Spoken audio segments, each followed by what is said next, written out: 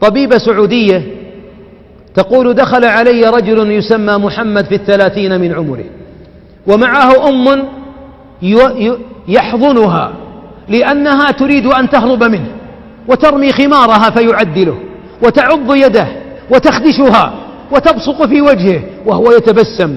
دخلت في العيادة أمه ثم رمت خمارها وبدأت تضحك ضحك المجنون الذي لا عقل له، وتدور على طاولة الطبيبة. سألت الطبيبة محمدا: من هذه؟ قال: أمي. ما بالها؟ قال: ولدت بلا عقل. كيف أنجبتك؟ زوجها جدي لأبي عسى أن ترزق بولد، فتزوجها أبي فطلقها في العام الأول، وحملت بي وأنجبتني، ومنذ أن كنت في 10 وأنا الذي أخدمها، أطبخ لها، إذا أردت أن أنام أربط قدمي في قدمها أخشى أن تهرب ولا أجدها. ماذا أتيت بها؟ قال: بها السكر والضغط. والأم تضحك وتقول: أعطني بطاطس، فيعطيها، تبصق في وجهه فيضحك ويمسح بصقتها. ثم قالت له: هذه أمك لا تعرفك؟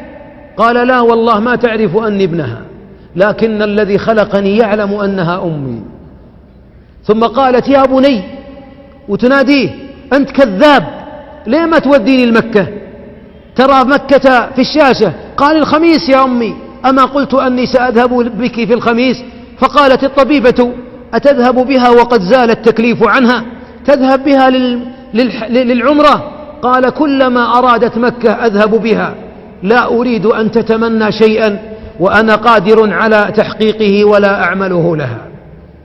ثم خرج مع أمه مع الباب، وأغلقت الطبيبة الباب وبكت بكاء مرا لذيذا. قالت: سمعت عن البر، لكن أن أرى شابا أمه لا تعرفه وحياته تحت قدمي أمه يخدمها حتى يقضي الله بينه وبينها صفحة بر جميلة، قادر كان أن يرميها في مصحة للأمراض العقلية، لكنه أراد رفقتها ليبقى باب الجنة مفتوحا في حياته.